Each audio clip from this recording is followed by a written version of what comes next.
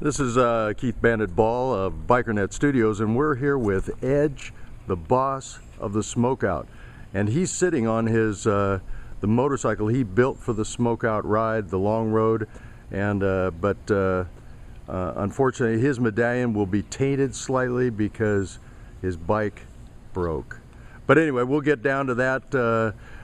Edge, tell us about this bitchin' bike you guys built. It's really a nice piece. Oh, I appreciate that, because coming from you, it means a lot if you like the bike. A lot of the Smokeout vendors that you see year after year, I would see what parts I thought were really cool, and I'd grab one here and grab one there. I got grips from Acme and some engraving done by Gabe from After Hours Choppers.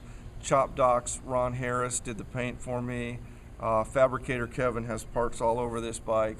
I used a lot of custom chrome stuff, including a custom chrome engine, because that's just been a company that's really supported us through the years, and I wanted to give back to them in every way that I could.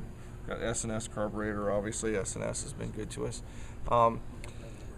It's kickstart only, jockey shift, just no compromise kind of.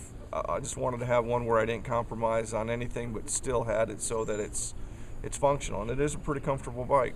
I like the brass touches on it, and you mentioned the style of the green and the paint scheme. Yeah, obviously the culture says that green is unlucky, and Kevin said I'm so iconoclastic that I always have to challenge the norms, that my bike couldn't be anything but green, and I'm like, okay. So we went with green, and I've got an Irish background. I've got some Irish, and I just kind of went with an Irish kind of. I was comfortable with an Irish thing, so I put some Celtic stuff in there, and so it is. But you also did some knurled brass and this engraving. Yeah, I always shift around a lot when I ride because my ass gets uncomfortable, and so I designed some little floor plates that really aren't passenger pegs. You might think they're passenger pegs, but I just made some floor plates and put a little plate on top of the master cylinder. Gives my one more place to put my feet back, and I'm hoping Fab Kevin will make that part because it actually works really well. And I'm trying to tell him, hey, I think people would use this. It's really comfortable foot position, so hopefully they can see that later. Tell me about that Panhead engine.